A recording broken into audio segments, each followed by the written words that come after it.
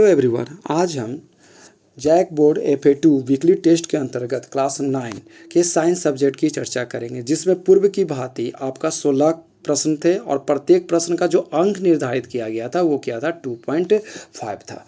इसका जो पहला क्वेश्चन था वो था कि गुरुत्वाकर्षण का सार्वत्रिक नियम किसने प्रतिपादित किया, तो इसका आंसर होगा बी, न्यूटन। दूसरा क्वेश्चन था चंद्रमा की सतह पर किसी वस्तु का भार पृथ्वी की सतह पर उसके भार का कितना गुना होता है, तो इसका आंसर होगा डी, 1/6।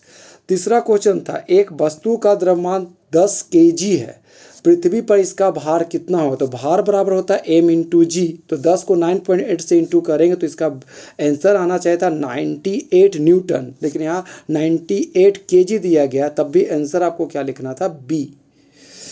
अगला क्वेश्चन है कि किसी द्रव में डुबाई गई वस्तु पर उत्प्लावन बल किस दिशा में कार्य करता है, तो इसका आंसर आपका होगा ऊपर की ओर। तो उत्प्लावन बल जो होता है हमेशा ऊपर की ओर कार्य करता है, इसका ऑप्शन होगा इसका सी। अगला है 1 बिलियन के 320 ग्राम विलायक जल में 40 ग्राम साधारण नमक विलय है, तो बिलियन की सांद्रता बराबर होगी, तो इसमें बिलियन की सांद्रता का जो आंसर होगा बी, 11%।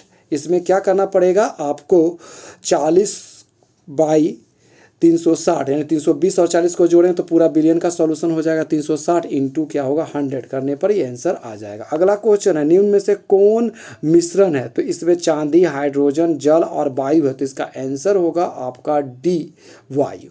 अगला क्वेश्चन है निम्न में कौन निलंबन है यानी सस्पेंडेड सॉल्यूशन है, तो इसमें आपका आंसर होगा सी, मटमैला जल, मडी वाटर।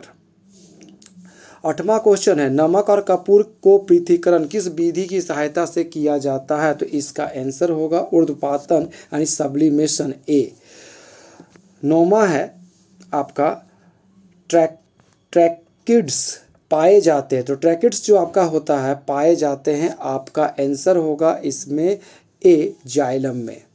अगला क्वेश्चन होगा शरीर के बाहरी और भीतरी रक्षक आवरण बनाते हैं, तो बाहरी रक्षक को जो बनाते हैं उसका ऑप्शन होगा आपका बी, एपिथेलियम ऊतक, तो बी ऑप्शन इसका क्या है, सही है।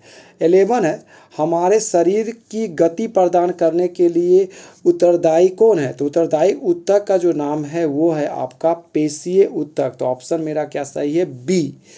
रंध्र यानी स्टोमाटा का क्या कार्य है, तो 12 का जो आंसर होगा इसमें होगा दोनों, ए और बी दोनों यानी सी। इसका काम होता है गैस का आदान प्रदान करना और प्रकाश संश्लेषण क्रिया में सहायता करना।